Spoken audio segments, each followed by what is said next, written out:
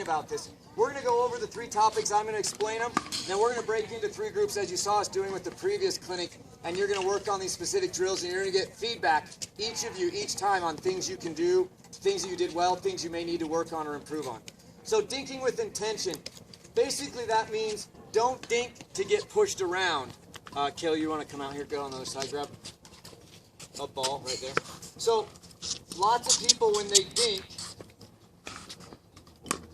they'll just dink soft like this. Now, if Kale is getting this kind of a ball, he's going to push me around, and by the next shot, I'm out of position. Dinking with intention means I'm going to push him over here. I'm going to make him hit a hard shot. I'm not trying to hit a winner. I hit that better than I meant to. I'm going to push him over here. I'm going to make him move over here. I'm going to make his feet never be comfortable. I'm not trying to hit winners. That ball was up. I could have hit hard, but he could have blocked that. Instead, I'm going to continue to make balls where his feet are crossed. His feet aren't set. He's not the one pushing me around this time. He's not the one with set feet. You know, see how I'm having to move my feet around? It's hard for me to get set again. I'm constantly crossing my legs. If I'm crossing my legs, I'm not hitting an aggressive ball. I'm hitting a defensive ball. And so, dink with intention, but also know how to dink with defense. So if I'm a ball like that, see how I brought that short to the kitchen? If I put this ball up like this, what's he going to do to me? Oh, that's pretty good. Waterfall, yeah. So dinking with intention isn't just about being aggressive, but if I have to hit a defensive ball, hit another one into my body. If I have to hit a defensive ball, I'm going to put it up high enough so I can get back to the line. So I'm dropping back. I'm following the paddle to try to rebalance the point, start it over to neutral. If I take this ball, hit me an aggressive one, and I decide to do this, that partner there would have killed that ball. That ball was up, I would have been dead, but I wanted to do this. Hit me another aggressive one. I see this all the time. Darn it, I did it again. Good habit. So, but there's a ball that goes across your body, and you think, oh, I'm going to be aggressive. You're just too good. I'm going to be aggressive with this ball. And what happens when we take a ball and flick it with our wrist? We hit it into the net because we're not...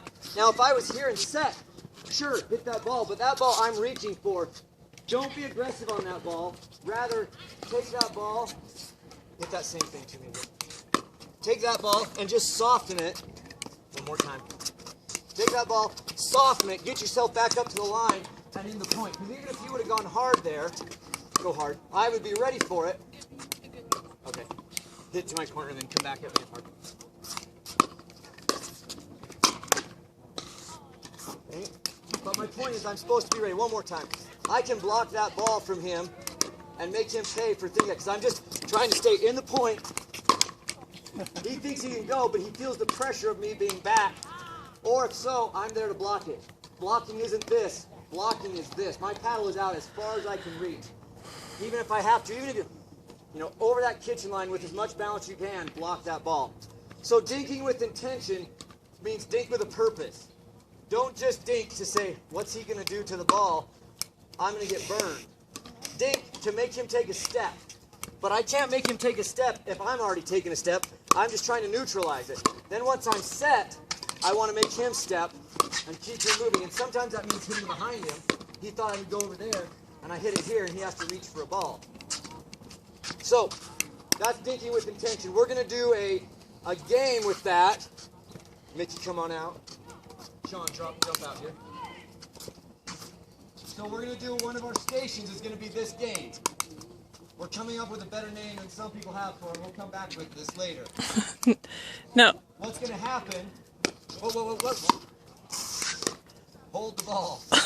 What's going to happen is we're cross-court dinking until one of the balls dies. Once the ball dies, the game is live and you can go aggressive at it. So you're going to be ready. So we're dinking with intention, getting one ball dead. Once one ball's dead, you don't have to swing hard. You might want to just hit an aggressive dink. They have to stay in the kitchen. Yes, these first balls all have to stay in the kitchen. If it's out of the kitchen, that ball's dead. We're playing 2 balls? Yes. We're playing 2 balls. Once one ball is dead, then it's live, and you can hit anywhere you want to. Right. Then you're playing just free-for-all, trying to out-dink the other team. Okay, go. Everything in the kitchen. In the kitchen, Sean. Okay. So live, the ball's live, ball's live. So once the one ball dies, we're alive. Yep. One more time, let's show it again. So once that ball's dead, don't even touch it. Just be ready for the other ball to come. Okay? Okay, go.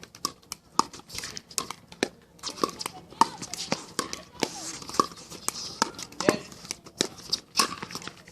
And dead. The point is, that didn't quite go, but that's the idea is we're going to be, you're trying to think with intention, you're moving your feet, but you're also staying aware of what's going on, and then the point, we'll do it one more time to show you. Let's see if we can do a little better job. I won't go aggressive on that ball. So you're trying to stay in control here with your dinking. Oh, they're both dead. So you call one out. The point is we're going to practice that. Trudy's going to be at that station. She's going to talk to you about your body positioning. If she sees you reaching for balls or short hopping balls, hit a ball into my feet. This is a really bad choice. Taking a ball behind your body. Hit a ball to my feet, tail. Or on the ground like that. That's going to do. Now, hit another ball into my body. If that ball comes at me and I open up and I fall right up into it, I'm right back into that point. Don't ever let yourself catch a ball off your toes. Open up or catch it early. This is not an option. If you feel a ball here, retreat, hit it, come back up. But then on the next shot, say, I'm reaching out for this. I could have caught that ball and landed here, right here. I don't need to be aggressive. I don't want you to be aggressive. Dink it cross court. Don't dink it straight forward, because what happens? Hit me a ball. If I dink it straight forward, it goes up, and Sean, again, hit me another ball. If I go straight forward, Sean's right there to kill it. I want to take this ball one more time. I want to take this ball into my body. Up like that. Going cross court with it gives me a lot more room for air than if I just go straight forward with it. So that's what we're going to do with station number 1. The second thing we're going to talk about is our return point, starting point, and our third shots, what we should be doing on this. I see lots of errors with this. What will happen on our third, so Kale, serve a ball to me. We'll bring the two of you back in just a second. So what happens on our return ball, we see this.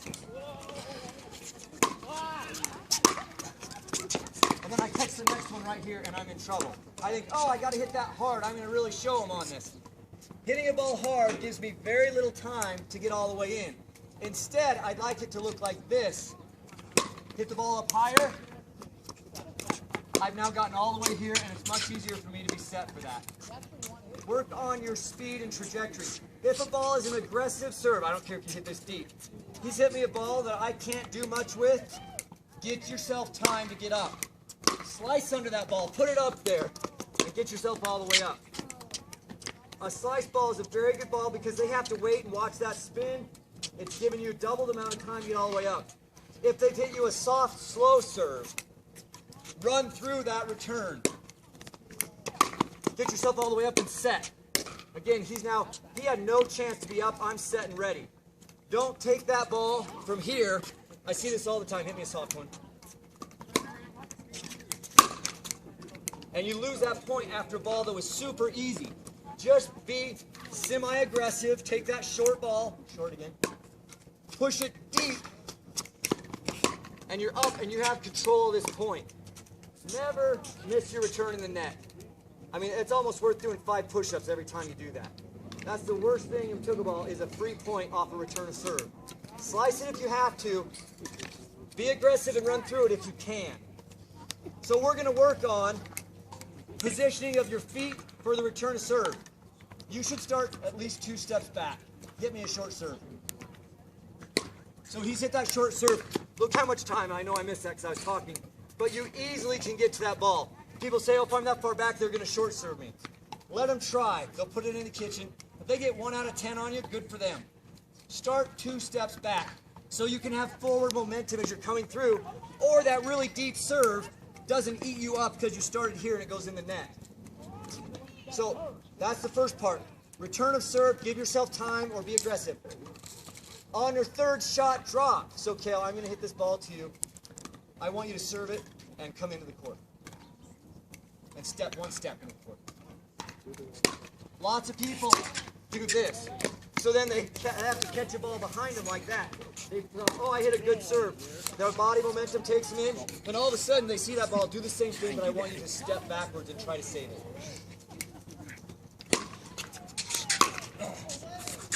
So their weight's on their back foot when they hit that. if you have to be hitting a third shot on your back foot, your consistency goes down dramatically. All your third shots should be on your front foot. Let me serve it to you. When you hit your third shot, be down on that ball. When I'm here, I'm down on that ball right here. I want out in front, I want my weight here, or if it's my forehand, I have my weight here. I'm hitting every third shot out in front of me. Watch how Dave Weinbach hits his ball. His head is down like this when he hits that, because he's out in front watching that ball. Don't let yourself look like this. Hit me a deep one.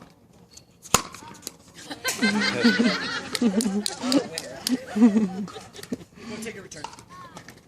Hit me a deep return. I don't care if it's out. It shouldn't look like this. You're going to have no control on that ball. If that ball is deep on the return, so here's what I'm saying. As you're the server, I want it to look like this. Hit another deep one. I've stepped back. It's easy for me to have control on that ball. Hit your serve. Make yourself be a step behind the line. That ball has to bounce. We're going to watch this. Jevin and Brett are going to be in charge of that. We've upgraded from Jesse to Brett. He's the other Jesse. Jevin and Brett are going to be watching this with you guys, and they're going to talk to you about your footwork and your position. What you're going to do at this court, if, Larry, you have a paddle in your hand? Or anybody, Frank, do you have a paddle in your hand?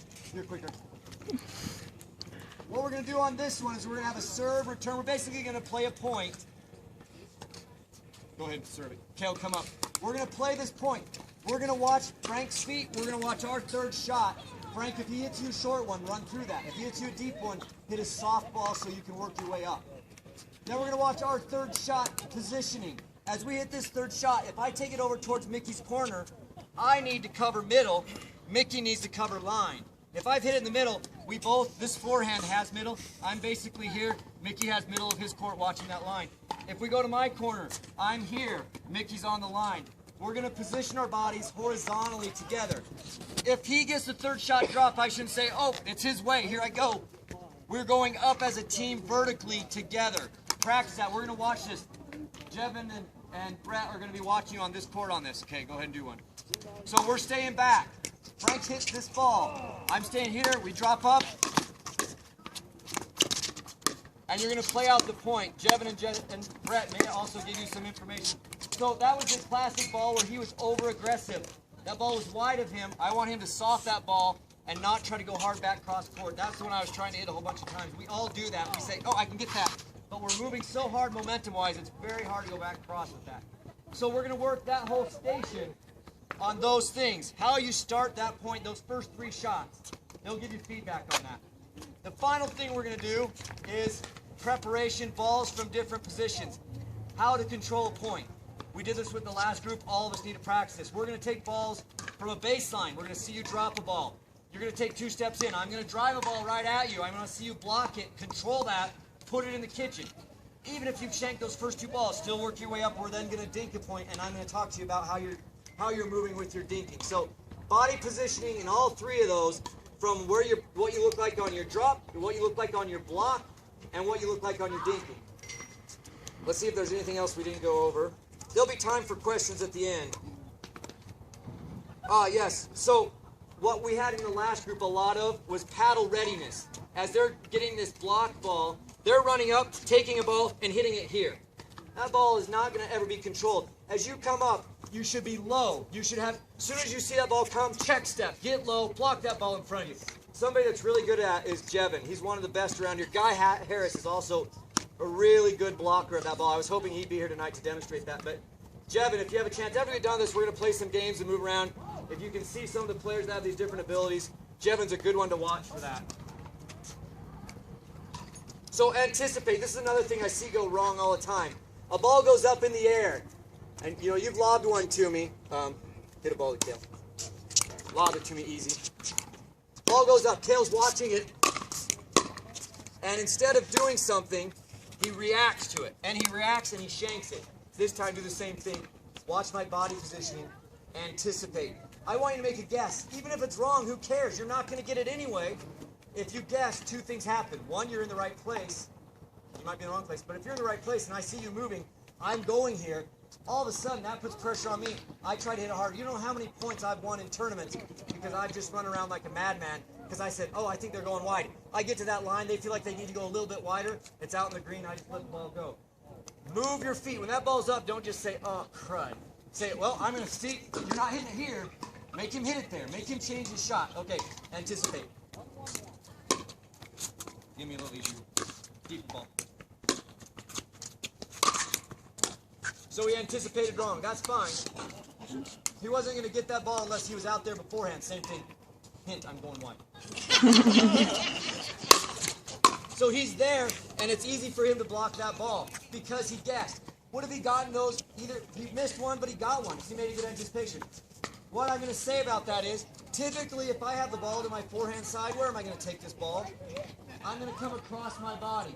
As soon as you see a ball up, take as fast a step as you can that way. Make me change and try to do this. What am I going to do? Shank it in the net, go long. My body wasn't ready for this shot. Move before they hit the ball. Dance around, make noise. Don't do that. That's but make them feel you move. Don't try to react. You have to anticipate. If we can see that tonight, we're going to give you suggestions on when you should have anticipated on a ball.